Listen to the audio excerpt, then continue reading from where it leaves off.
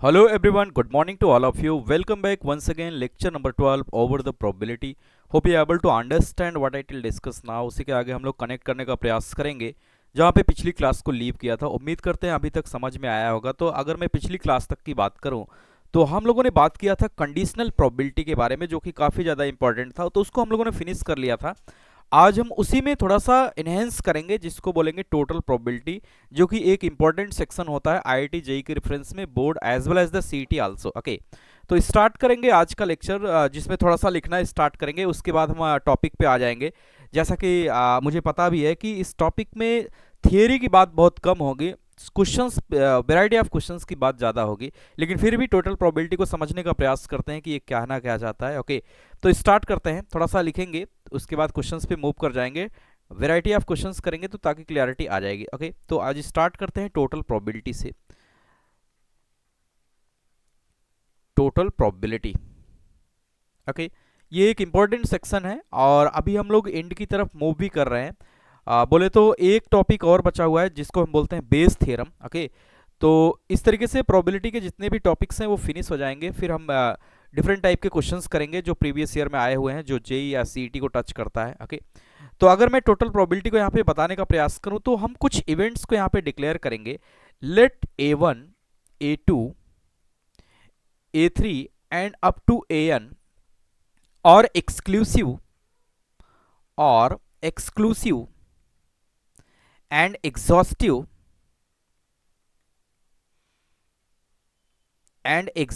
events. Okay, we already know about the what is the exclusive and exhaustive events.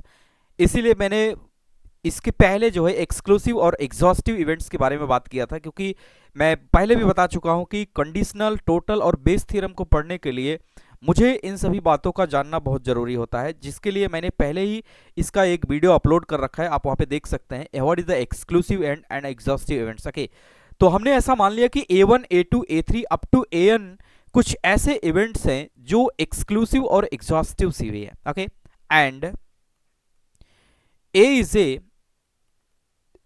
is a main,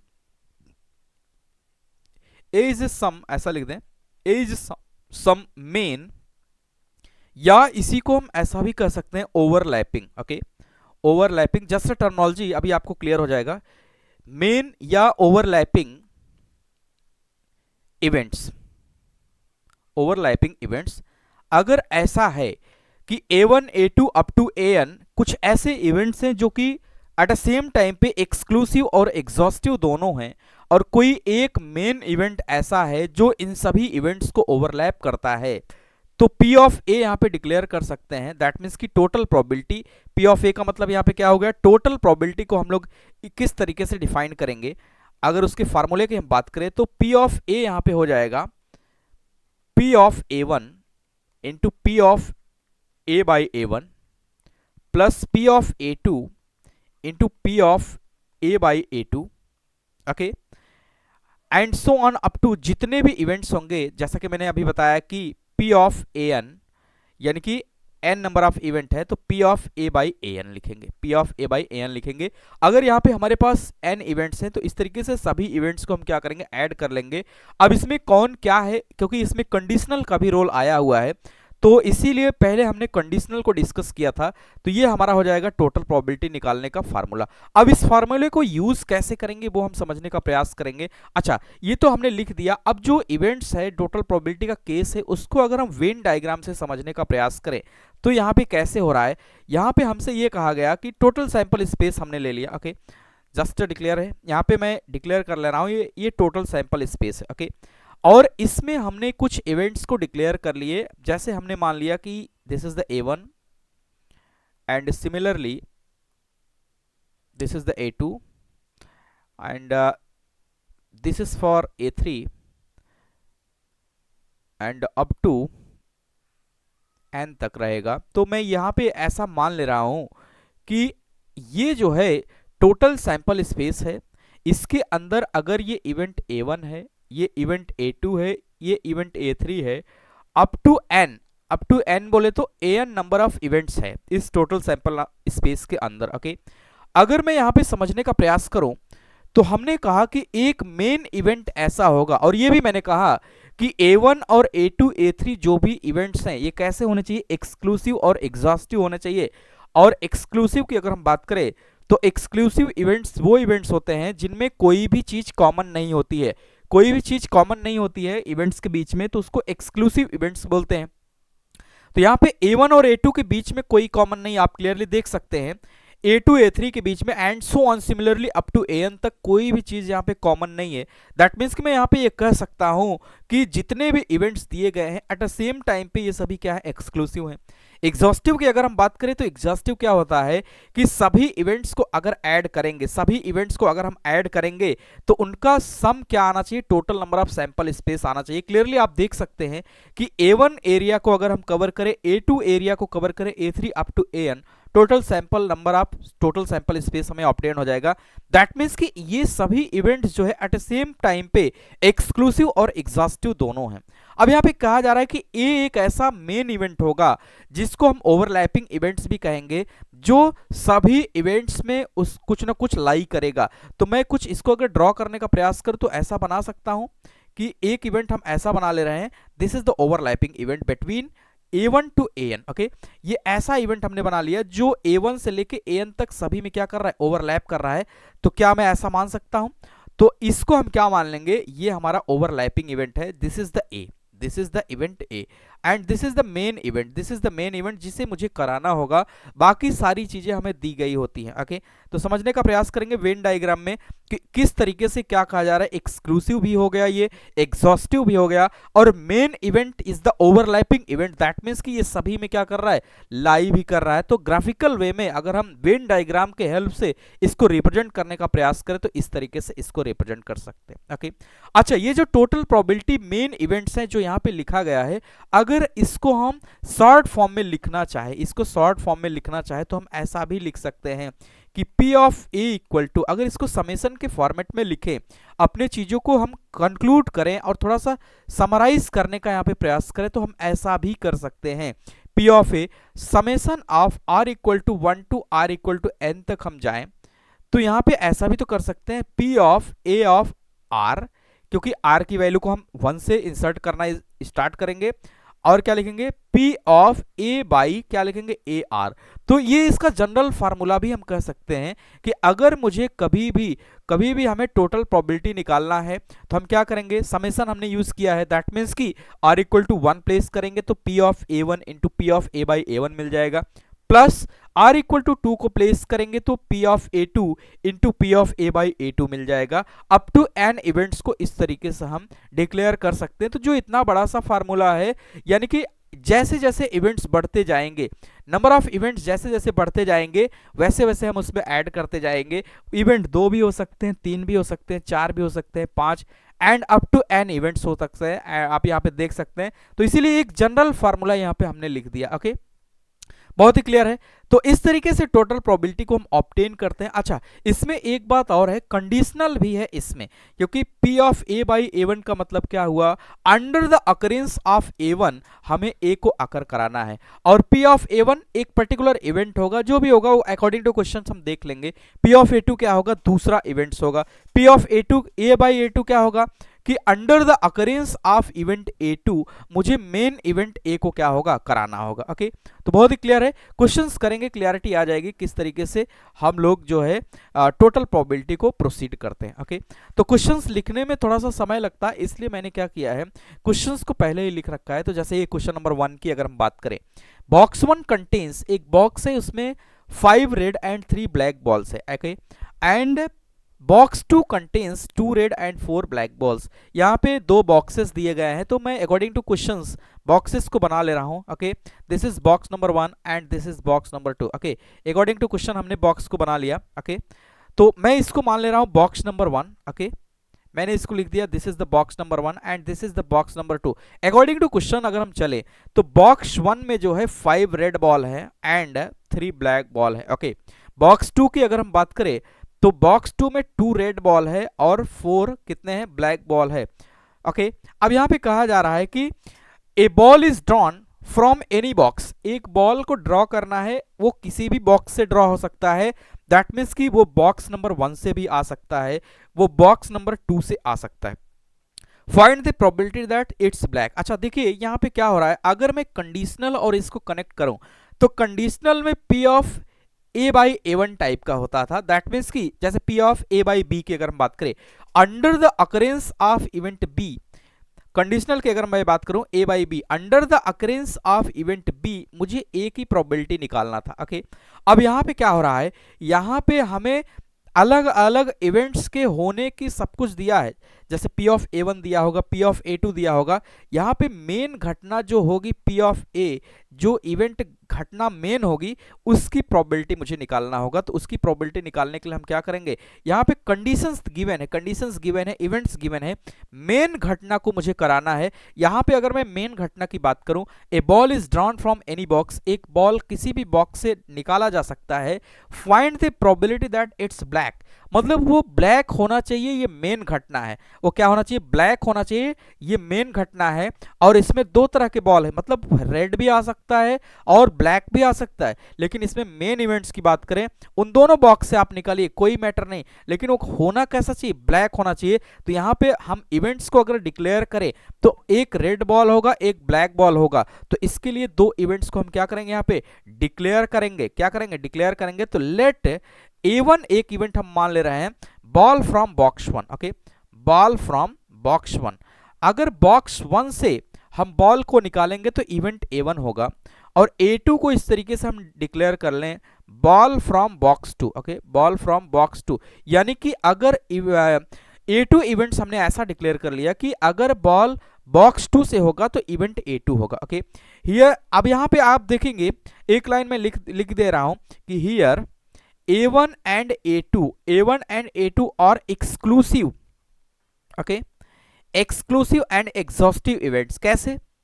exhaustive events, कैसे ये exclusive और exhaustive है, A1 और A2 में कोई भी चीज कॉमन नहीं है। A1 यानी कि बॉक्स वन से बॉल को ड्रॉ करेंगे, A2 बॉक्स टू से बॉल को ड्रॉ करेंगे, बॉक्स वन में क्या है, कितने बॉल है, बॉक्स टू से इसका कोई कनेक्शन नहीं है। और एग्जॉस्टिव की अगर हम बात करें तो एग्जॉस्टिव में क्या है कि बॉक्स वन और बॉक्स टू को ऐड कर देंगे तो जितने भी टोटल बॉल्स हैं वो मुझे मिल जाएंगे, total sample number of space मिल जाएंगे। अगर मैं मेन घटना को यहाँ पे लिखूं, ये तो इवेंट्स हो गया A1 A2 यानी कि बॉक्स वन के लिए, बॉक्स टू के लिए। मेन घटना को अगर मैं लिखूं, main event, okay main event को अगर मैं यहां पे डिक्लेयर करूं तो एक ए होगा। मेन इवेंट हमारा क्या कह रहा है कि बॉल इज ब्लैक, बॉल कैसा होना चाहिए, ब्लैक, बॉल इज कैसा होना चाहिए, ब्लैक होना चाहिए, जो बॉल निकल के आए वो कैसा होना चाहिए, ब्लैक होना चाहिए। This is the main event. Okay ये घटना मुझे कराना है कि वो कैसा होना चाहिए, ब्लैक होना चाहिए। अच्छा तो ब्लैक तो दोनों में है, ब्लैक तो दोनों में है, दैट मीन्स कि बॉक्स वन से भी आ सकता है, बॉक्स टू से भी आ सकता है।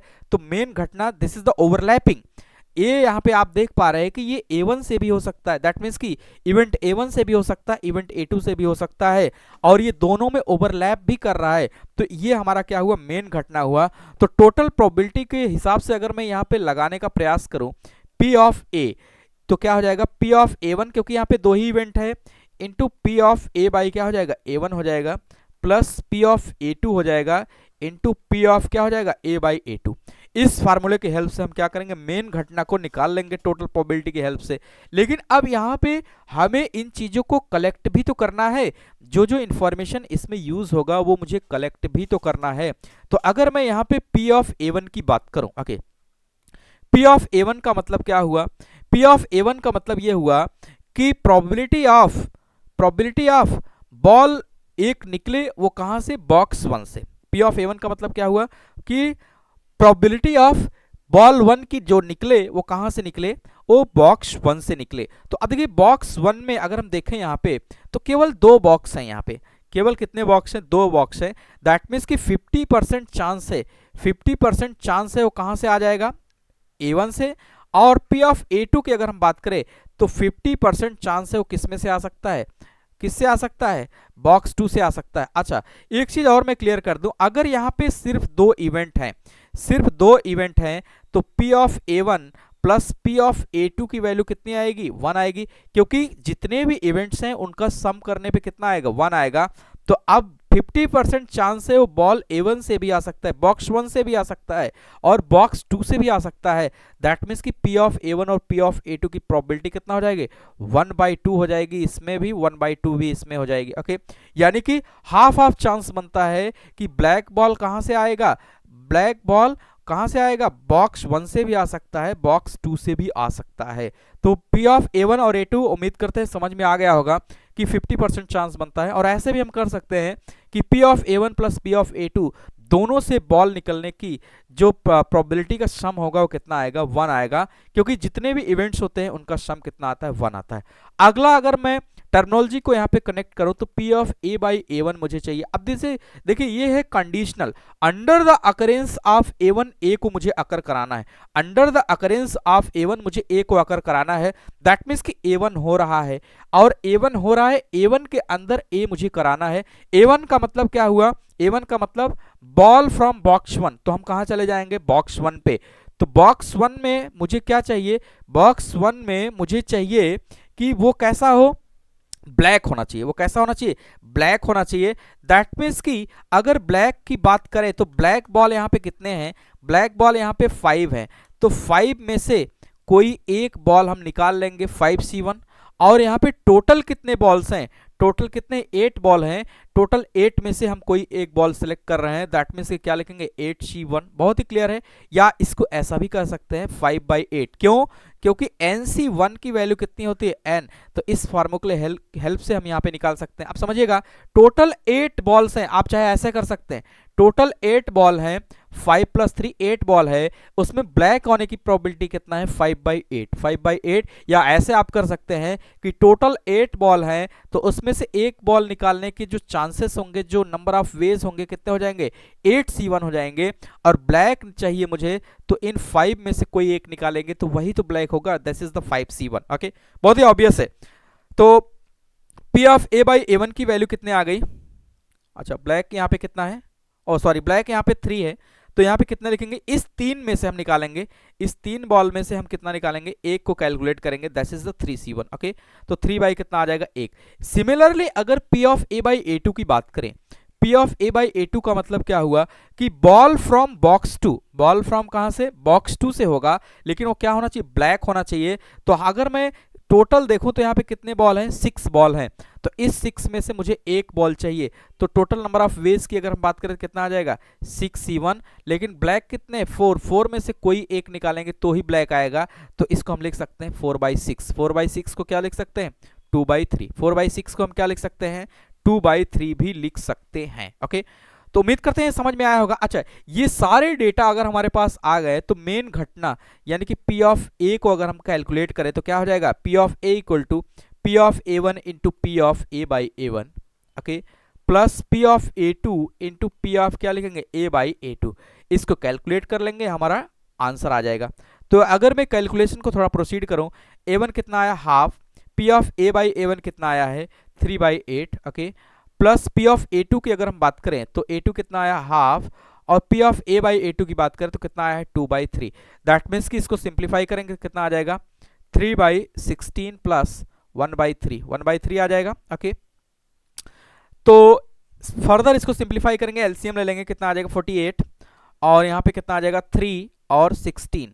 दैट मीन्स कि कितना आ जाएगा, ओ सॉरी यहाँ पे 9 आएगा, 9 + 16, क्योंकि 3 3 कितना आ जाएगा 9, तो कितना आ जाएगा 25/48, this will the answer. Okay, तो यानी कि वो बॉल ब्लैक हो उसके आने की जो प्रोबेबिलिटी है वो कितना हो जाएगा 25/48। दैट मीन्स कि P ऑफ A वो बॉल ब्लैक हो, चाहे बॉक्स 1 से निकले चाहे बॉक्स 2 से, उसकी प्रोबेबिलिटी कितना हो जाएगा 25/48, this is the answer. Okay, तो उम्मीद करते हैं समझ में आ गया होगा। ये छोटा सा एक क्वेश्चन हमने लिया था, किस तरीके से इवेंट्स को डिक्लेयर करेंगे और किस तरीके से इसमें 1 बाय 1 स्टेप्स करेंगे, कैसे हम क्वेश्चंस को प्रोसीड करेंगे।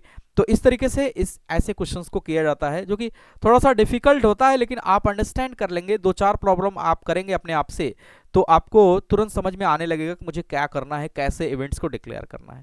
ओके, तो ये एक पहला क्वेश्चन था। दूसरे क्वेश्चंस की तरफ अगर हम मूव करें तो ये भी टोटल प्रोबेबिलिटी के ही ऊपर होगा।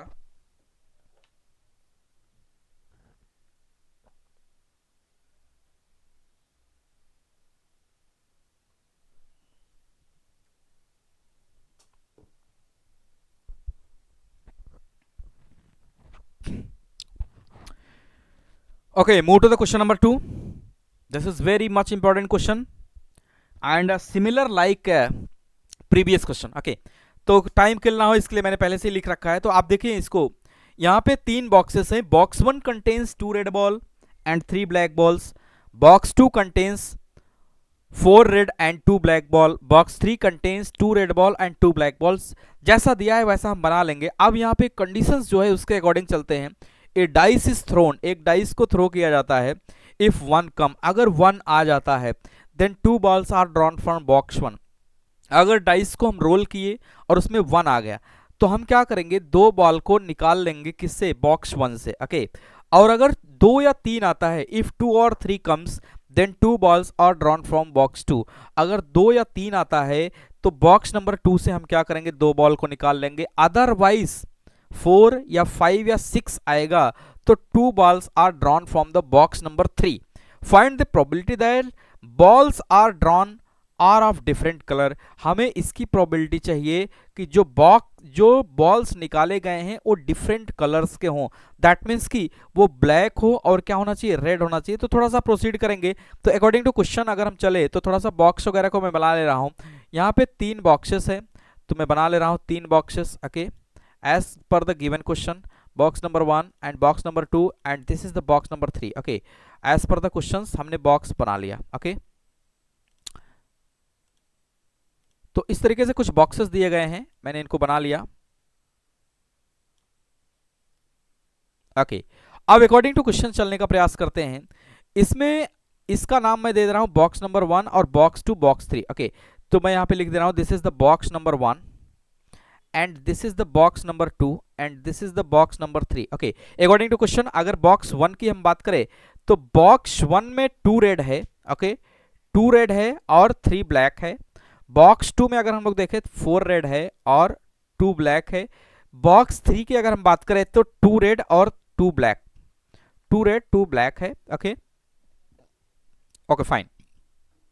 अब यहां पे अकॉर्डिंग टू क्वेश्चंस अगर हम लोग चले तो कहा जा रहा है हमसे कि एक डाइस है उसको रोल करेंगे. डाइस को क्या करेंगे, रोल करेंगे.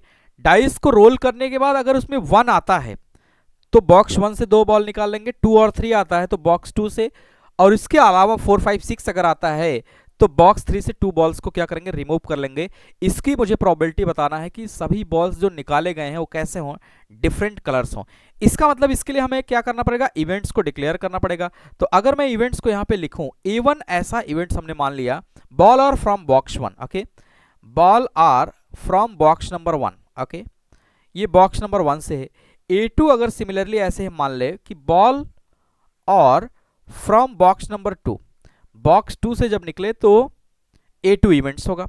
सिमिलरली A3 इवेंट्स हम मान ले ball are from box number 3. Okay, box 3 से हमने मान लिया. लेकिन यहां पे मेन इवेंट्स क्या हो रहा है, अगर मैं मेन इवेंट्स को यहां पे डिक्लेयर करूं, मेन इवेंट्स या ओवरलैपिंग इवेंट्स की बात करें तो A यहां पे क्या है, मेन इवेंट्स यहां पे ये कहा जा रहा है कि balls are different colours, balls are different colours,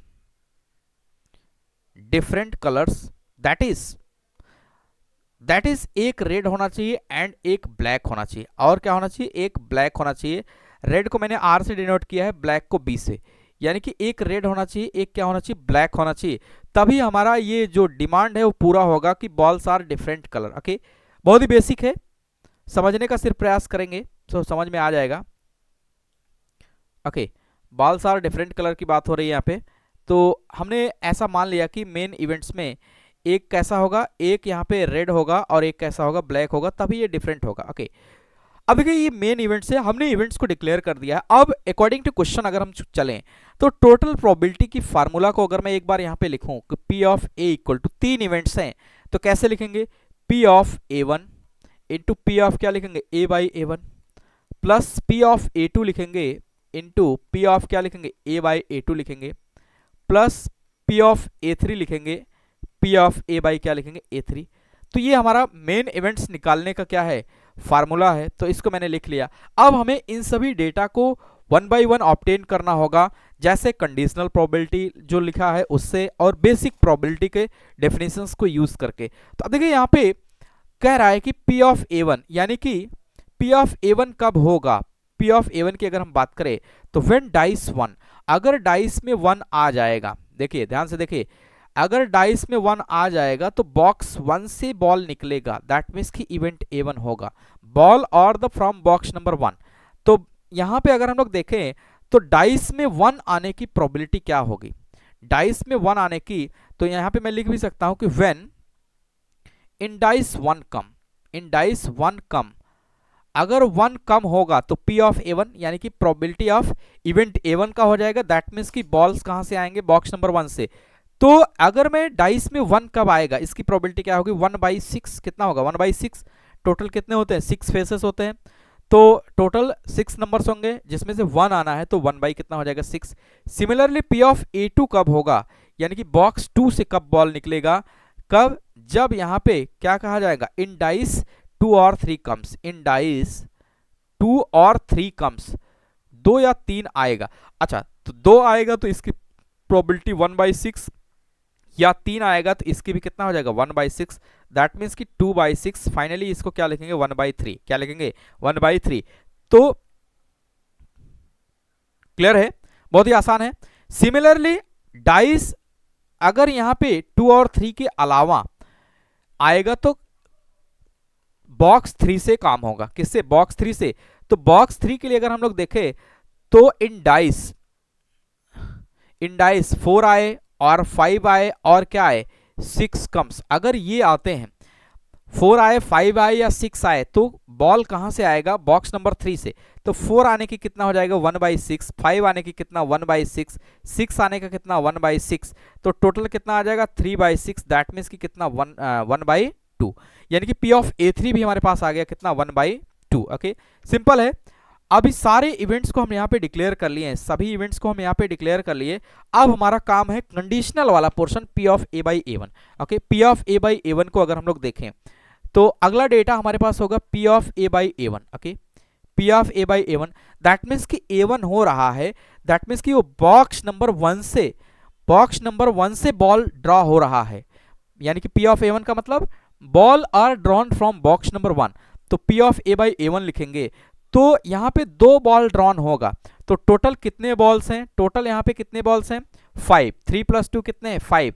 तो टोटल अगर मैं 2 बॉल को ड्रॉ करूंगा यहां से तो क्या लिखेंगे, इसके नंबर ऑफ वेज 5c2, लेकिन वो डिफरेंट होना चाहिए। वो कैसा होना चाहिए, डिफरेंट, यानी कि under the occurrence of A1, यानी बॉक्स 1 से निकले, समझो इसको, बॉक्स 1 से बॉल निकले और वो ए मेन घटना घटाना है मुझे क्या, कि अलग अलग कलर का होना चाहिए। तो इसका मतलब 2 रेड में से 1 सेलेक्ट कर लेंगे और 3 ब्लैक में से 1 सेलेक्ट कर लेंगे, तभी तो अलग होंगे। तो यहां पे मैं क्या लिखूंगा 2c1 इंटू क्या 3c1, यानी कि 2 ब्लैक में से मैंने सेलेक्ट किया 1 बॉल और 2 रेड में से मैंने सेलेक्ट किया, 2 रेड में से मैंने सेलेक्ट किया, ओके, और 3 ब्लैक में से 1 सेलेक्ट किया, तभी तो अलग अलग आएंगे। तो अगर मैं इसको सिंप्लीफाई करूं तो कितना आ जाएगा 2 × 3 अपान में क्या लिखेंगे 5 फैक्टोरियल 2 फैक्टोरियल 3 फैक्टोरियल, यहाँ पे कितना आ जाएगा 6/5 × 4 अपान में क्या लिखेंगे 2, और सिमिलरली इसको सिंप्लीफाई करेंगे तो कितना आ जाएगा 6/10 और 6/10 को सिंप्लीफाइंग करेंगे तो कितना आ जाएगा 3/5।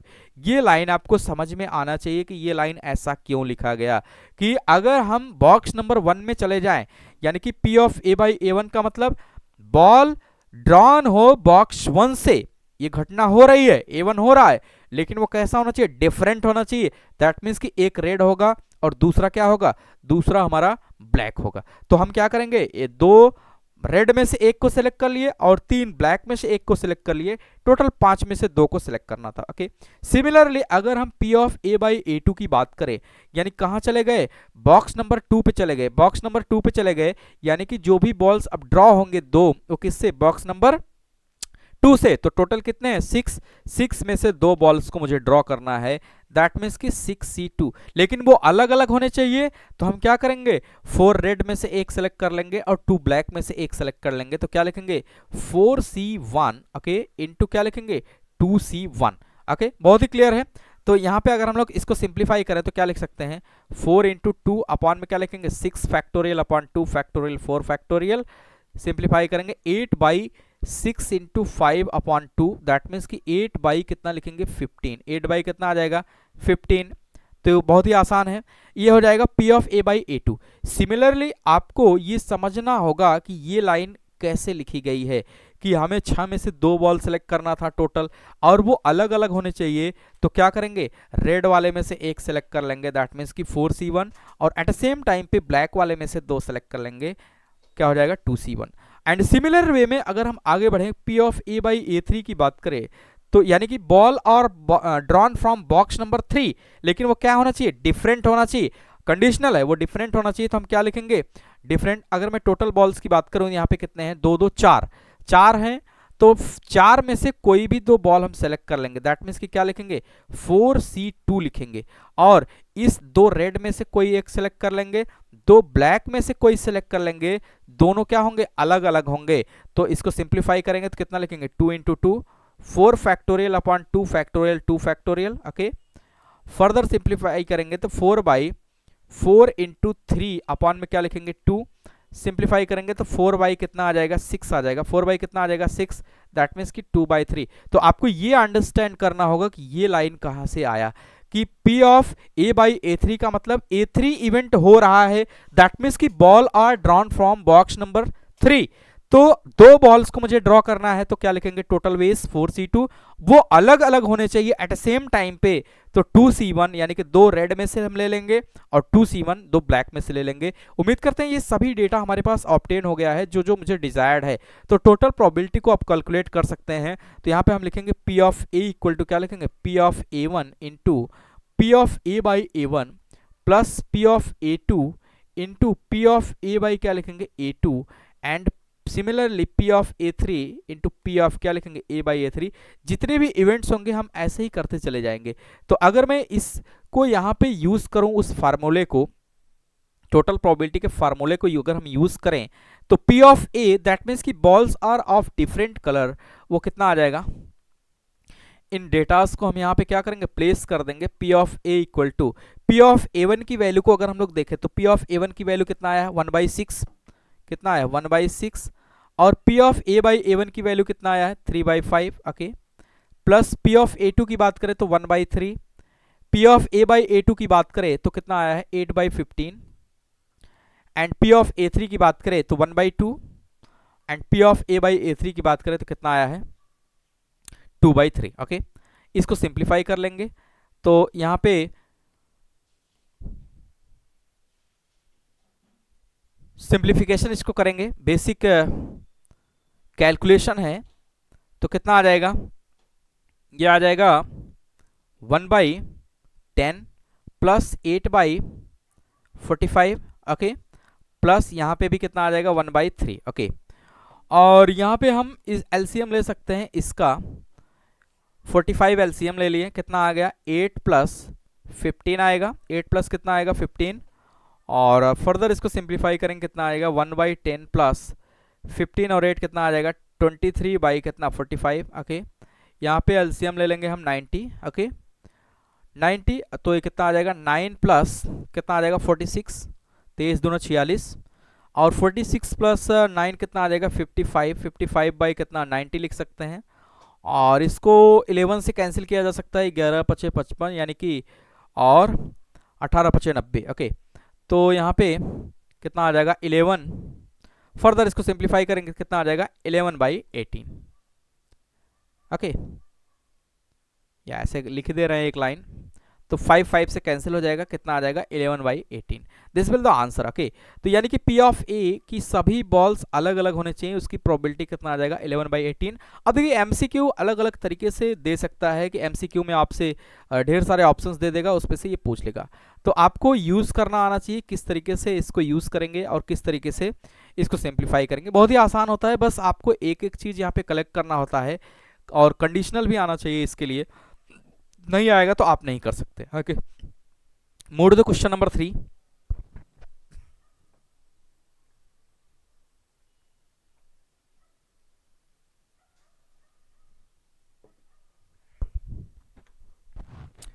क्वेश्चन नंबर 3 इससे भी अच्छा है। ओके, तो बड़ा जरूर है देखने में, लेकिन करने में बिल्कुल आसान होगा, तो समझने का प्रयास करते हैं। There is an objective question with 4 alternative, यहाँ पे एक ऑब्जेक्टिव क्वेश्चन है जिसके 4 ऑप्शंस हैं and only one is correct, और कोई एक ऑप्शन करेक्ट है। Okay, a student either guess और कॉपी और knows the answer of the this question. एक स्टूडेंट है, वो इसके आंसर को या तो गेस करेगा या तो कॉपी करेगा या तो जानता है। ठीक है, द प्रोबेबिलिटी ऑफ गेसिंग इज 1/2। अगर वो गेस करेगा तो इसकी प्रोबेबिलिटी कितना है 1/2, एंड नोइंग इज 1/6। अगर वो जानता है तो कितना है 1/6, and the probability of getting correct answer if copy. अगर वो कॉपी करके आंसर को करेक्ट करे, कॉपी करके आंसर को क्या करे, करेक्ट करे, इसकी प्रोबेबिलिटी गिवन है कितना 1/10।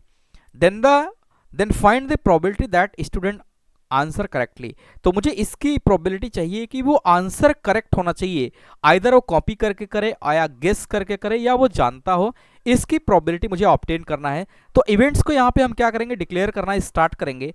तो जैसे A1 इवेंट्स हमने ये मान लिया कि वो गेस करेगा। ओके, वो क्या करेगा, गेस करेगा।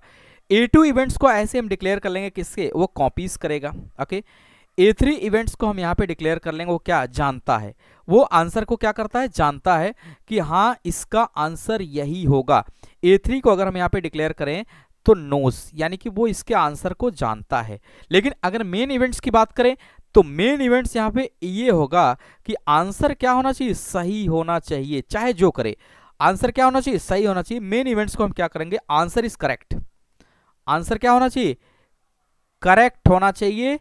वो चाहे जो तरकीब अपनाए, चाहे जो टेक्निक अपनाए, चाहे वो गेस करे, चाहे वो कॉपी करे, और चाहे वो आंसर को जानता हो, लेकिन मेन इवेंट, मेन घटना जो कराना है वो क्या होना चाहिए, answer should be correct. Answer क्या आना चाहिए, करेक्ट आना चाहिए।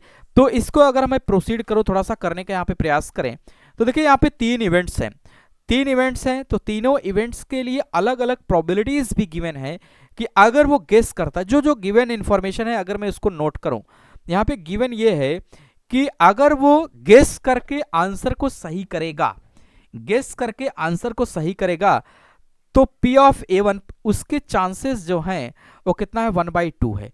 यानी कि प्रोबेबिलिटी ऑफ गेस करके वो सही करे, इसकी प्रोबेबिलिटी कितना है 1/2। ये है हमारा गेस करके। ओके, गेस करके। और सिमिलरली अगर P ऑफ A2 की बात करें, P ऑफ A2 जो मैंने यहाँ पे डिक्लेयर किया है, तो A2 यहाँ पे गिवन नहीं है, A2 नहीं गिवन है कि वो क्या करेगा, कॉपी करके आंसर को सही करे, इसकी प्रोबेबिलिटी हमें नहीं गिवन है, तो इसको हम क्वेश्चन मार्क डाल दे रहे हैं। और P ऑफ A3 की अगर हम बात करें तो क्या कह रहा है कि वो जानता है, वो जानता है और करेक्ट आंसर है, इसकी प्रोबेबिलिटी क्या होगा 1/6। 1 कितना है 6। तो P ऑफ A3 की, P ऑफ A3 की बात करें तो कितना है 1/6, यानी वो आंसर को क्या करता है, जानता है, वो आंसर को जानता है, तो इसकी प्रोबेबिलिटी कितना है 1/6। P ऑफ A2 नहीं गिवन है, यानी कि A2 का क्या है, कॉपी करके, कॉपी करके वो क्या करे, सही करे, इसकी प्रोबेबिलिटी नहीं गिवन है। ओके, कॉपी करे, इसकी प्रोबेबिलिटी नहीं गिवन है। तो अगर मैं इसको निकालना चाहूं तो यहां पे हम ऐसा कर सकते हैं कि P of A1 plus P of A2 plus P of A3, P of A3 इनका सम कितना आएगा 1 आएगा, क्योंकि ये सभी 3 इवेंट्स हैं, इन सभी 3 इवेंट्स का सम कितना आएगा 1 आएगा, बेसिक थ्योरम है। तो P ऑफ A1 की वैल्यू को अगर हम लोग देखें तो कितना है 1/2, P ऑफ A2 हमारे पास नहीं है, P ऑफ A3 की वैल्यू को अगर हम लोग देखें कितना है 1/6 इक्वल टू 1। तो P ऑफ A2 यानी कॉपी करने की प्रोबेबिलिटी कितना है वो मैं यहाँ पे निकाल ले रहा हूँ, तो कितना आ जाएगा 1 माइनस 1/2 प्लस 1/6, दैट मीन्स कि 1 माइनस, यहाँ पे 6 एलसीएम ले लेंगे, 3 प्लस कितना आएगा 1, दैट मीन्स कि 1 माइनस 4/6, दैट मीन्स कि 6 माइनस 4/6 कितना आ जाएगा 2/6, कितना आ जाएगा 2/6, दैट मीन्स कि 1/3। ओके, दैट मीन्स कि वो कॉपी करे, इसकी प्रोबेबिलिटी कितना हो जाएगा P ऑफ A2 कितना आ जाएगा 1/3। किस चीज के लिए, कॉपीज करने के लिए, कॉपी करने की प्रोबेबिलिटी ये आ गया। ओके, अब हमारे पास ये 3 इंफॉर्मेशन, 3 डेटा आ गए, पहला A1 A2 A3 ये सभी आ गए हैं। ओके, तो ये सभी इंफॉर्मेशन को यूज करना है, लेकिन मुझे निकालना क्या है, टोटल प्रोबेबिलिटी निकालना है। दैट मीन्स कि अगर मैं मेन इवेंट को यहाँ पे कराऊं P ऑफ A, यानी कि आंसर सही हो, लेकिन सभी जो भी इवेंट्स डिक्लेयर किए हैं कि कॉपी करे, गेस करे या जानता हो, तो उसके लिए मैं यहाँ पे टोटल प्रोबेबिलिटी को लिखेंगे तो क्या हो जाएगा P of A1 okay into P of क्या लिखेंगे A/A1 plus P of A2 into P of क्या लिखेंगे A by A two, okay, plus P of A three, 3 events हैं, into P of A by A three, okay. जितने भी events होंगे हम यहाँ पे राइट डाउन करेंगे, ओके। अब यहाँ पे देखिए हमारे पास P of A one, P of A two, P of A three है, तो अब कंडीशनल प्रोबेबिलिटी जो हमारे पास है वो हम निकाल ले रहे हैं।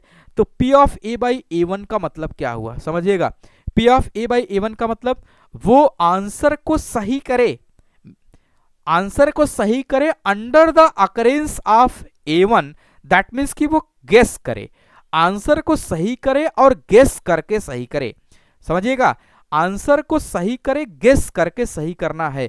तो गेस करने के लिए हमारे पास टोटल ऑप्शंस कितने होंगे, 4, टोटल 4 अल्टरनेटिव होंगे, लेकिन वो सही करे ये तो इस 4 में से कोई एक ही होगा। तो P of A by A one क्या हो जाएगा 1/4, वो सही करे और गेस करके करे तो कितना हो जाएगा 1/4, बहुत ही क्लियर है। Similarly P of A by A two की बात करें कि वो कॉपी करे और कॉपी करके सही करे, तो कॉपी करे और कॉपी करके सही करे, तो P of A by A two यहाँ पे गिवन है क्लियरली 1/10, 1/10 ये हमारे क्वेश्चन में गिवन है कि वो कॉपी करे और कॉपी करके सही करे।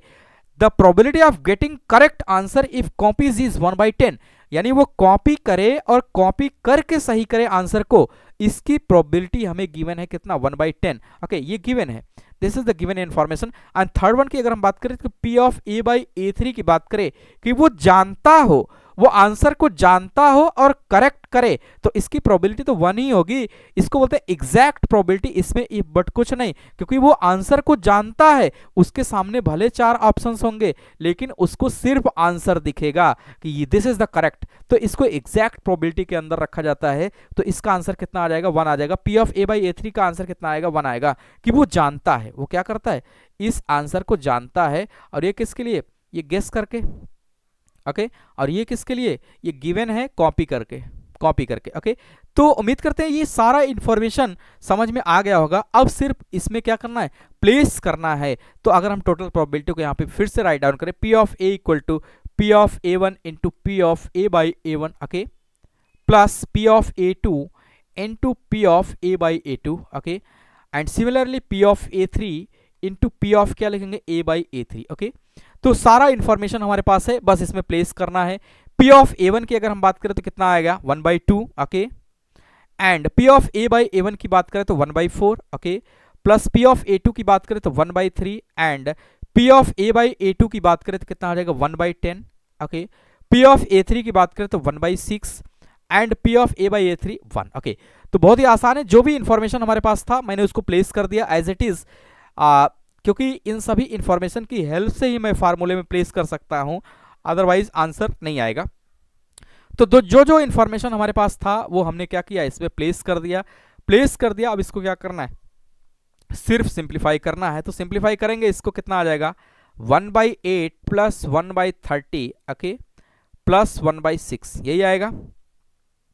अब यहाँ पे थोड़ा सा सिंप्लीफाई इसको कर ले, 1/8, यहाँ पे 30 को हम एलसीएम ले रहे हैं तो कितना आ जाएगा 1 प्लस 5 आ जाएगा, 1 प्लस 5 आ जाएगा यहाँ पे, और फर्दर सिंप्लीफाई करेंगे 1/8 और यहाँ पे कितना आ जाएगा 6/30, और सिंप्लीफाई करें 1/8 प्लस 1 कितना आ जाएगा 5, 40 एलसीएम ले लेंगे, कितना आ जाएगा 5 प्लस 8, दैट मीन्स कि 13/40, कितना आ जाएगा 13/40, this is the answer, okay. That means कि पी ऑफ ए जो मेन इवेंट कराना है मुझे कि आंसर को वो करेक्ट करे, चाहे कॉपी करके, चाहे नोज करके या गेस करके, उसकी प्रोबेबिलिटी कितना आएगी 13/40, okay, this is the answer, okay, this is the answer. तो पेशेंस के साथ आपको करना रहेगा।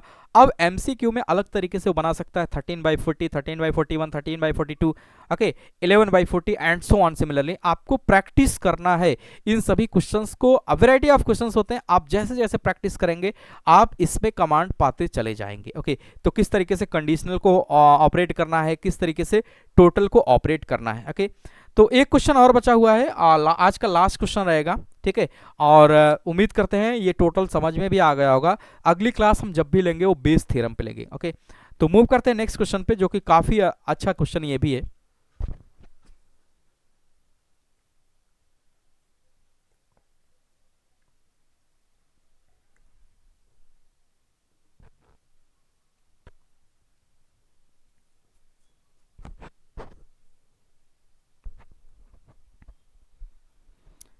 Okay fine, this is the last question over the total probability. उसके बाद मैं प्रीवियस ईयर भी कराऊंगा जैसा मुझे समय मिलेगा, और फिर कुछ नया टॉपिक स्टार्ट करेंगे जो कि काफ़ी अच्छा रहेगा जो भी स्टार्ट करेंगे। ओके, तो आज के लास्ट क्वेश्चन की तरफ मूव करते हैं। A box contains 5 white and 8 red ball. Okay, एक बॉक्स है, मैं बॉक्स को बना ले रहा हूं as per the question, according to question मैं एक बॉक्स बना ले रहा हूं। एक बॉक्स है, इस बॉक्स में अगर हम लोग देखें तो क्या कहा जा रहा है, 8 red 5 white and 8 red ball. 5 white है एंड 8 रेड बॉल। ओके, एक बॉक्स है, मैं इसको बॉक्स बना दे रहा हूं। ओके, अब यहां पे पढ़ते हैं क्वेश्चंस को। वन बॉल इज ड्रॉन, एक बॉल को ड्रॉ किया जाता है from the box and it's put ball in the box with 4 additional ball. एक बॉक्स है, उसमें 5 वाइट और 8 रेड बॉल्स हैं। उसमें से कोई एक बॉल निकाला जाता है और फिर उस बॉल को उस बॉक्स में रख देते हैं, लेकिन जिस कलर का वो बॉल होता है उसी सेम कलर का 4 एडिशनल बॉल भी उसमें डाल देते हैं। ओके, 4 एडिशनल बॉल भी उसमें प्लेस कर देते हैं of same colour as of drawn, जैसा कि निकाले होते हैं वैसा ही उसमें प्लेस कर देते हैं। Now another ball is drawn from the box, find the probability that it's white. इसमें यह कहा जा रहा है कि एक बॉल हम निकालते हैं, उसको प्लेस कर देते हैं फिर से बॉक्स में, लेकिन सेम कलर का 4 बॉल और हम उसमें डाल देते हैं।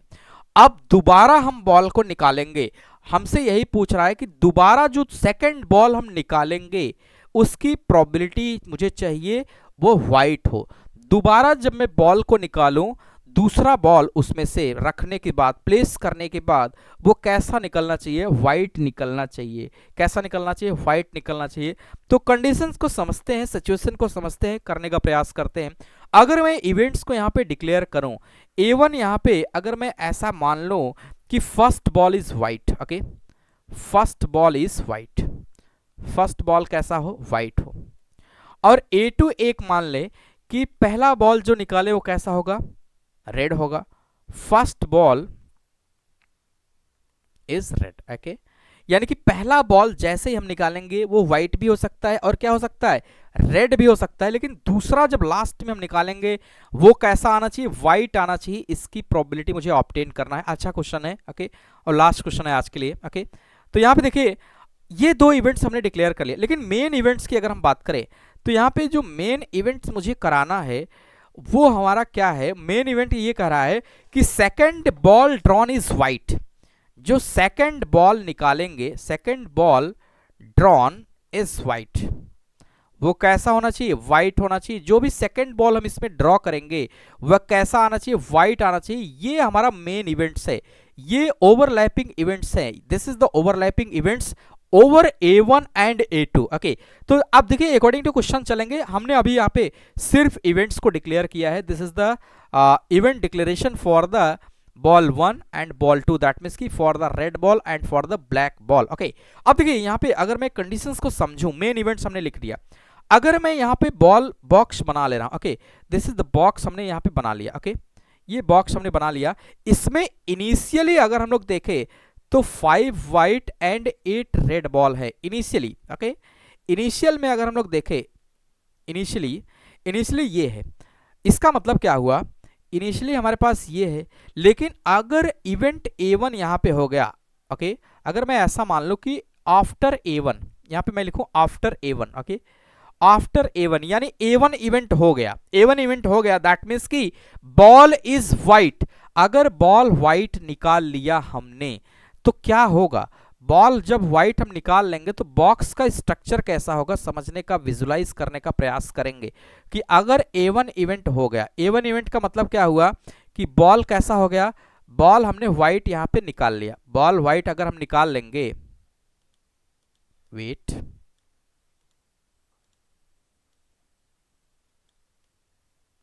ओके, तो मैं यहां पे मान के चल रहा हूं कि अगर हमने A1 इवेंट हो गया, दैट मीन्स कि बॉल कैसा निकाल लिया हमने, बॉल हमने व्हाइट निकाल लिया। अगर मैंने व्हाइट निकाला तो उसको रखा, दैट मीन्स कि 5 तो रहेगा ही, लेकिन उसमें 4 एडिशनल व्हाइट मुझे ऐड भी करना है, और रेड जो है वो रहेगा ही। दैट मीन्स कि फाइनल वे में अगर हम लोग देखें तो अभी बॉक्स कुछ ऐसा हो जाएगा। बॉक्स अब अगर हम बात करें तो अब बॉक्स में 9 व्हाइट बॉल होंगे और 8 रेड बॉल होंगे आफ्टर इवेंट A1। अगर A1 इवेंट यहां पे होता है, A1 इवेंट के होने के बाद बॉक्स का स्ट्रक्चर कुछ ऐसा नजर आएगा। क्या मेरी बात समझ में आ रही है? आफ्टर A1 बॉक्स कुछ ऐसा दिखने वाला है कि उसमें 4 एडिशन व्हाइट हम क्या करेंगे, एडिशनल 4 व्हाइट बॉल डाल देंगे और रेड पे कोई भी काम नहीं करेंगे। ओके, सिमिलरली अगर यहाँ पे इवेंट A2 हो जाता, समझिएगा, अगर A2 इवेंट हो जाएगा, मैं यहाँ पे लिखूंगा after A2। Okay, after A2 अगर A2 इवेंट हो जाएगा तो A2 इवेंट होने के बाद बॉक्स कैसा दिखेगा?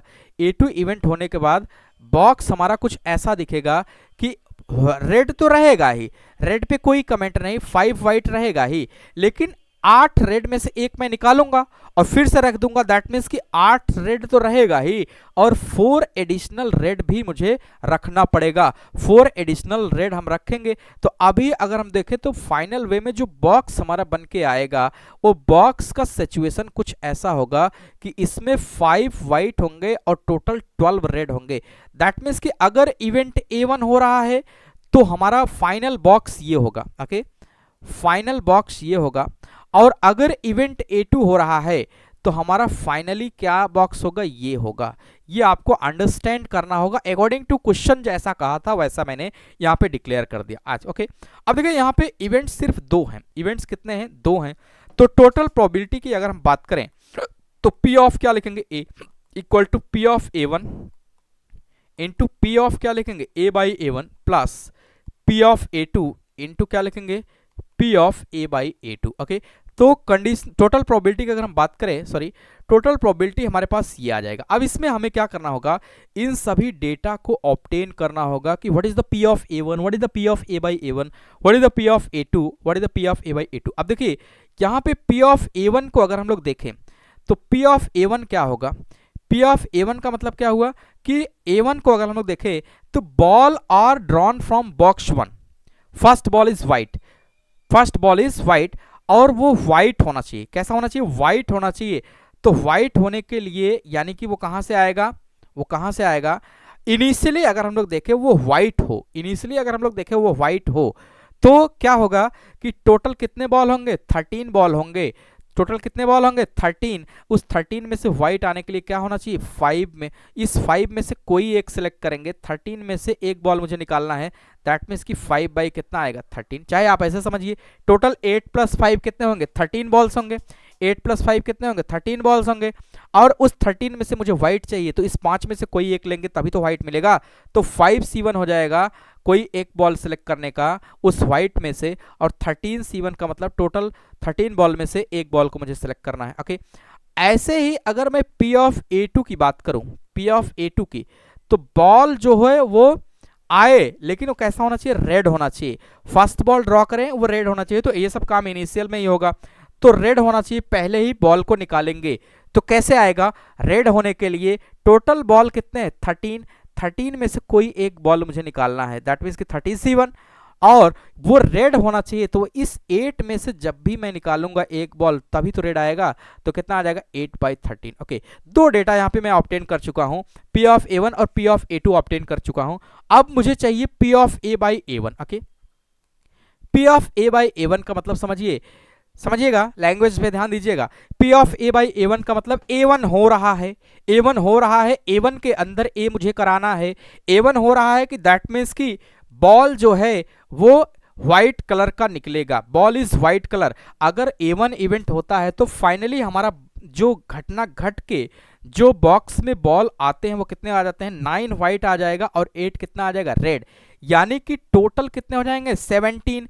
इस 17 में से हमें क्या चाहिए, इस 17 में से हमें चाहिए वो व्हाइट हो, हमें वो क्या चाहिए, व्हाइट हो। तो कितने बॉल हैं, 9। तो इस 9 में से, या मैं ऐसे कर सकता हूं कि इस 9 में से कोई भी एक लेंगे और इस 17 में से कोई भी एक लेंगे, तो 9/17 आ जाएगा। लेकिन इवेंट A1 होने के बाद ही A यहाँ पे अकर कर रहा है, दैट क्योंकि P of A by A1 का मतलब होता है कि under the occurrence of A1 हमें A को कराना है। दैट मीन्स कि A1 हो गया, A1 हो गया तो वैल्यू एडिशन करके फाइनली बॉक्स हमारा चेंज हो जाएगा। तो ये आ जाएगा 9 बाई कितना आ जाएगा, 17। And similarly P of A by A2 का मतलब क्या हुआ, इवेंट A2 होगा, A2 होगा तो हमारा बॉक्स क्या हो जाएगा, फाइनली ये हो जाएगा कि उसमें 5 वाइट होंगे और 12 रेड होंगे। दैट मीन्स कि कितना, 17 बॉल अभी भी हैं, लेकिन इसमें से कोई एक बॉल मुझे चाहिए, कोई एक बॉल मुझे चाहिए। दैट मीन्स कि 17 C1, और ये कैसा होना चाहिए, अगर A2 हो रहा है तो कैसा होना चाहिए, A2 के लिए हमने क्या बताया, वो बॉल रेड होना चाहिए। तो रेड होने के लिए टोटल कितने बॉल्स हैं, रेड होने के लिए हमारे पास यहाँ पे, सॉरी व्हाइट होना चाहिए, P of A by A2 मुझे चाहिए, यहाँ पे 9 व्हाइट बॉल मुझे व्हाइट मुझे करना है ना, तो व्हाइट मुझे चाहिए, बॉल्स को मुझे व्हाइट कराना है, तो वो बॉल कैसा निकलना चाहिए, व्हाइट निकलना चाहिए। A2 के बाद भी अल्टीमेटली हमें क्या चाहिए, व्हाइट चाहिए। तो कितने में से, 5 में से हम क्या करेंगे, 5 बॉल यहाँ पे व्हाइट होंगे, तो इस 5 में से हम क्या करेंगे, एक बॉल को सेलेक्ट कर लेंगे जो कि कैसा होगा, डिजायरेबल होगा, वो व्हाइट ही आएगा। जैसे ऊपर में कितना है, 9 व्हाइट है, नीचे में कितना, 5 व्हाइट होंगे, तो सिमिलरली यहाँ पे हम कितना आ जाएगा, 5/17। सारे डेटा अब हमारे पास आ चुके हैं, इनको क्या करना है, प्लेस करना है। P of A main event equal to क्या होगा, P of A1 into P of क्या लिखेंगे, A by A1, okay, plus P of A2 into क्या लिखेंगे, P of A by A2 लिखेंगे। सारे वैल्यूज को यहाँ पे हम प्लेस करेंगे, जो भी इंफॉर्मेशन हमारे पास है उन सभी डेटा को हम यहाँ पे क्या करेंगे, प्लेस करेंगे। This is the P of A1। तो P ऑफ A1 की वैल्यू को अगर हम लोग देखें तो कितना आया है, P of A1 5/13, 5/13 into P of A by A1 की अगर हम बात करें 9/17, कितना आ जाएगा, 9/17 plus P of A2, P of A2 कितना आया है, 8/13, 8/13, और यहाँ पे P of A by A2 कितना आया है, 5/17। तो इसको हम प्लेस कर दे रहे हैं 5/17, कैलकुलेशन कर लेंगे, कितना आ जाएगा, जस्ट सिंप्लीफिकेशन कितना आ जाएगा, 45/2 to 1 प्लस ये भी कितना आ जाएगा, 8/40, और ये कितना आ जाएगा, 2 to 1। एलसीएम ले लेंगे 2 to 1, कितना आ जाएगा, 45 प्लस 40, 10 मिनट की 85/2 to 1। फर्दर इसको सिंप्लीफाई करो तो ऐसा भी लिख सकते हैं, 17 इंटू 5/17 इंटू 13, दैट मीन्स कि कितना आएगा, 5/13। This will the answer, okay. तो उम्मीद करते हैं समझ में आ गया होगा। आसान तो है ही, बस आपको थोड़ा सा प्रैक्टिस करना है। ये डिफिकल्ट टॉपिक्स माने जाते हैं ये, ओके, और दमदार भी माने जाते हैं। IIT JEE का ये सब फेवरेट है। P of A equal to कितना आ जाएगा, 5/13, ओके। कंडीशनल टोटल बेस यहीं से क्वेश्चंस बनते हैं IIT JEE में। बाकी आपके बोर्ड लेवल में तो इंटायर जो भी कॉन्सेप्ट अभी तक डिस्कस किए हैं वो सब, और CT में भी ये सब पूछे जाते हैं, ओके। तो उम्मीद करते हैं समझ में आ गया होगा। तो आज मान के चल रहे हैं कि टोटल प्रोबेबिलिटी खत्म हो गया। बस आपको इवेंट्स को डिक्लेयर करना आना चाहिए कि किस तरीके से इवेंट्स को डिक्लेयर करेंगे, किस तरीके से एक एक इंफॉर्मेशन को कलेक्ट करेंगे ताकि आंसर तक पहुंच सके, ओके। तो इस तरीके से टोटल आज फिनिश होता है। इस पे और भी क्वेश्चन है वो मैं कराऊंगा,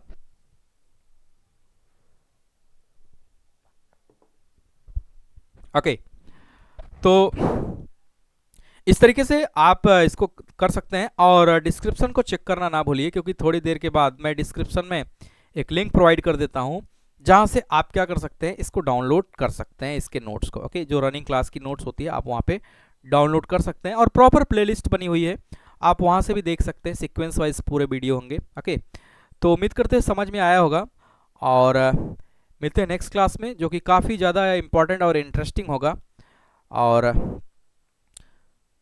कुछ स्टार्ट करेंगे क्वेश्चंस भी, और बेस थ्योरम पे जो भी क्वेश्चंस होंगे उसको भी कराएंगे, और बेस थ्योरम को हम एंड करेंगे, क्योंकि थियरी का पोर्शन वहाँ पे जाके फिनिश हो जाता है।